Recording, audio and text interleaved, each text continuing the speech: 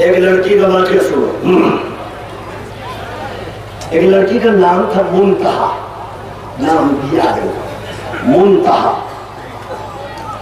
बेचारी पढ़ी लिखी, बाप ने पढ़ाया लिखाया उसको, जानते हैं, ऊंची तालीम ऊंची डिग्री तो दिला दिया। जब पढ़ लिख के फारिग हो गई बच्ची तो बाप ने कहा बेटी अब रिश्ता करना, रिश्ता कर देना चाहता हूं, फर्ज भी है, तुम्हारी कोई ख्वाहिश है तो बता दो। ऐसा पूछना भी चाहिए, ऐसा पूछ भी लेना चाहिए कि तुम्हारी अगर कहीं ख्वाहिश हो बेटी तो बता दो, देखेंगे। बेटी ने कहा अब्बू मेरी कहीं कोई ख्वाहिश नहीं, आप हजरात की जहां मर्जी हो बात कर, रिश्ता कर सकते। रिश्ता देखने के लिए, रिश्ता देखने के लिए जब एक जगह से आए कुछ लोग, औरतें सब आई, जानते हैं, आई खाई पी, खा पी करके चली गई और बाद में इनकार कर दिया। भाई क्यों नहीं भाई, रिश्ता देखने के लिए आए थे, लड़की क्या हुआ, पसंद आया कि नहीं? कहा नहीं, लड़की ये चाय जो बना के लाई, गौर कीजिएगा, चाय जो बना के लाई तो चाय सामने में रख दिया, वो होने वाली सास को उठा करके नहीं दिया। सुन तो लीजिए, होने वाली सास को चाय उठा करके कप नहीं दिया, इसलिए ये रिश्ता है। कोई बात अच्छा, ये रिश्ता खत्म। अब दूसरा एक रिश्ता आया, तो जब लड़की को मालूम हुआ कि भाई ये इस तरह की भी बात होती है, ऐसे भी रिश्ता रिजेक्ट हो जाता है, तो उस लड़की ने अच्छा और ख्याल रखा। दूसरी मर्तबा जो दूसरे लोग आए, यहां तक के जो आई थी खवातीन साहब, तो उसके चप्पल भी बेचारी ने सीधी कर दिया। और समझ रहे हैं, जो खवातीन आई थी ना देखने, कि जब बेचारी जाने लगी रुखसत हो करके, देख करके, समझ करके, तो उसकी चप्पल भी सीधी कर दी। कितना अच्छा, अखलाक से मुतासिर होना चाहिए ना। लेकिन सुनिए तो सही, इस रिश्ते को भी रिजेक्ट कर दिया गया, ये कह करके लगता है लड़की पर कुछ जिन्नात का असर, इसलिए जो है चप्पल उप्पल भी सीधी उधी करने लगा। लगता है कि लड़की पर आसेब का कोई असर। तौबा कीजिए, रिजेक्ट। फिर कुछ दिनों के बाद, कुछ जमाने के बाद एक रिश्ता और आया, तो उसने क्या कहा मालूम? उसने कहा, देख करके, समझ करके कहा, देखिए लड़की की उम्र ज्यादा हो गई है, लड़की की उम्र ज्यादा हो गई है, इसलिए मैं उस लड़का से तो निकाह नहीं करा पाऊंगी। होने वाली सास बोल रही है, अलबत्ता उस लड़के का एक बड़ा भाई है जिसकी बीवी मर गई है, और उस बेटे की उम्र 48 साल है। बेटी की उम्र 48 साल है, बीवी उसकी मर गई है। अगर आप लोग चाहते हैं तो उस लड़का के लिए इस लड़की को,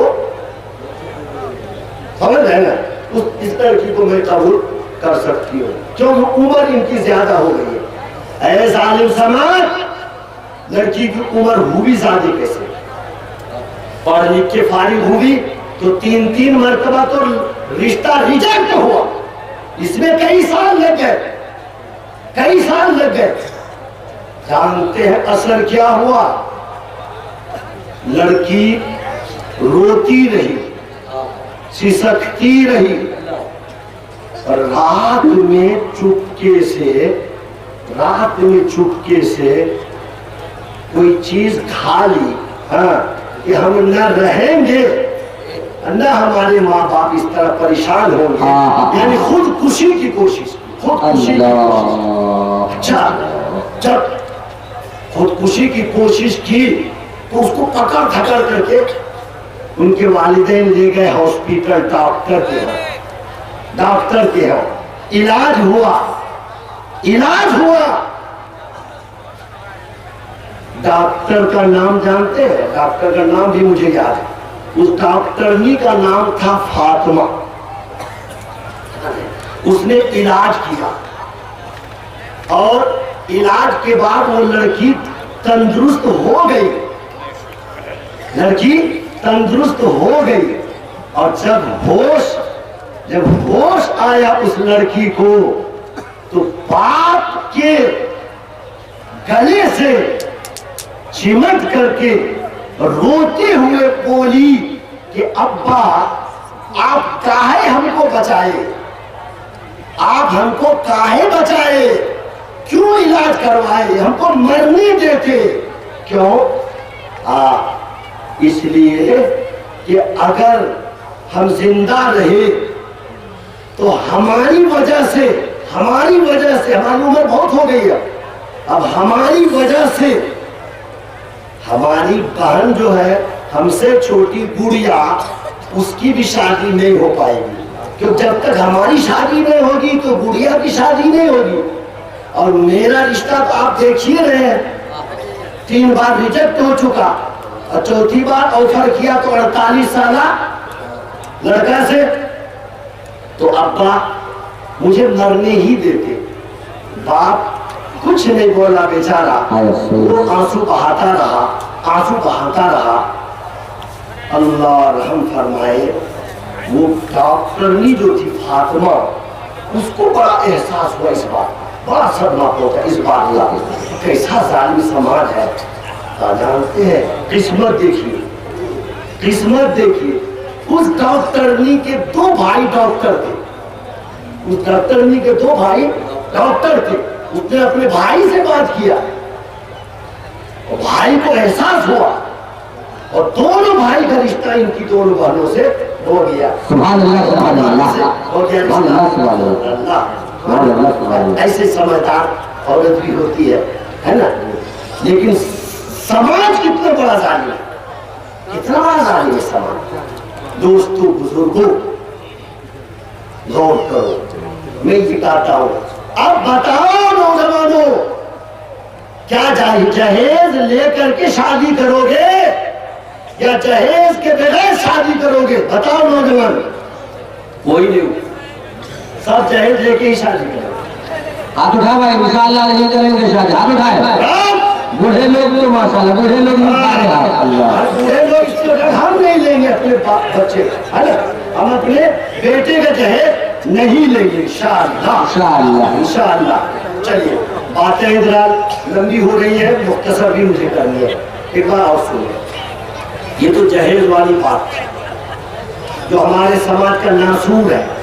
जहेज की वजह जानते हो, कितनी लड़कियां जब जवानी से क्या बोला जाए, जवानी से हद से पार, आखिर तो इंसान है, गैरों के साथ जा रही है, और सबका गुनाह वबाल आपको, हमको, सबको होगा। अल्लाह हिफाजत फरमाए। अच्छा, अब आइए चलिए रिश्ता नाता की बात अब हम करें। अब जब बात होती है रिश्ते की, तो क्या होता है, सोने की अंगूठी देते हैं ना, सोने की अंगूठी।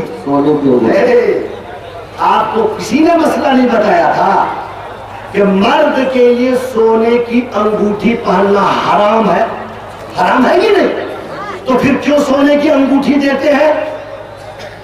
तय कीजिए आज से कोई भी सोने की अंगूठी लड़का के लिए नहीं बनाएगा, नहीं खरीदेगा, नहीं देगा। अगर कोई दिया भी तो फिर लड़का उसको इस्तेमाल नहीं करेगा। ठीक है। अब आइए, जब हम लोग रिश्ते की बात करते हैं तो निकाह पढ़ाते वक्त क्या होता है? महर तय करते हैं ना। तो महर जो तय करते हैं, महर देने के लिए तय करते हैं या उधार रखने के लिए? शरीयत में यह है कि महर तुमको फौरी अदा करना चाहिए। एक नंबर की बात तो ये है न, फौरी अदा कर देना चाहिए। ये इजाजत है सिर्फ कि अगर फौरी अदा नहीं कर सकते हो तो बाद में सही, लेकिन जितनी जल्दी मुमकिन हो महर अदा कर दिया करो।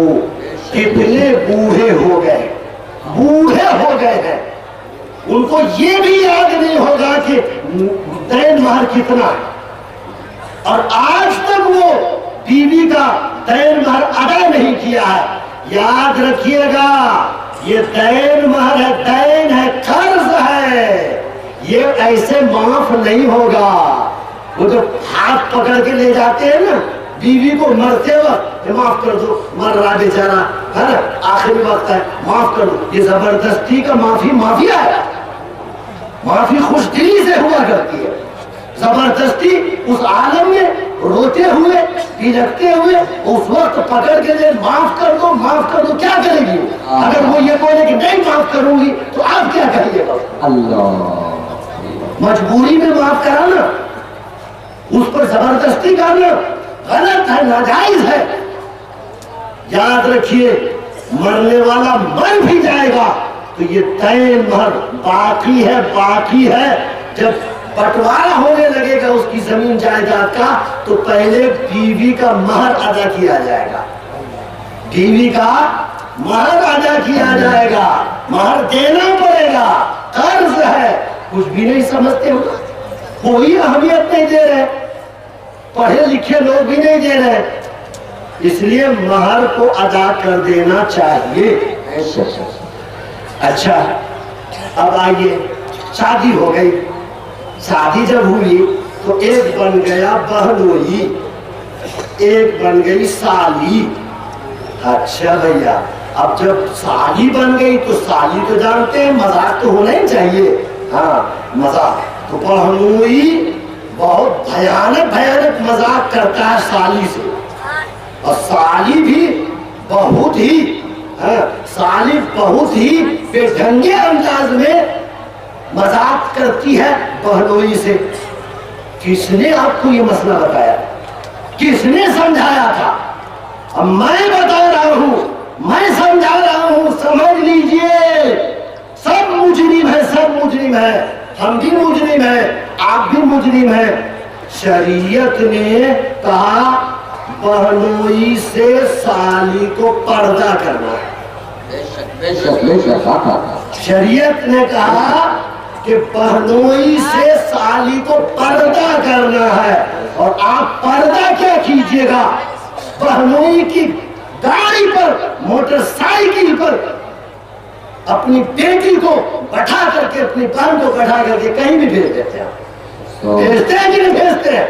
आप समझते हैं कोई बात नहीं है, ये बहनोई है, ये साली है। अरे शरीयत ने कहा था कि हराम है, नाजायज है। किसने कहा दिया था आपको साली बहनोई का रिश्ता?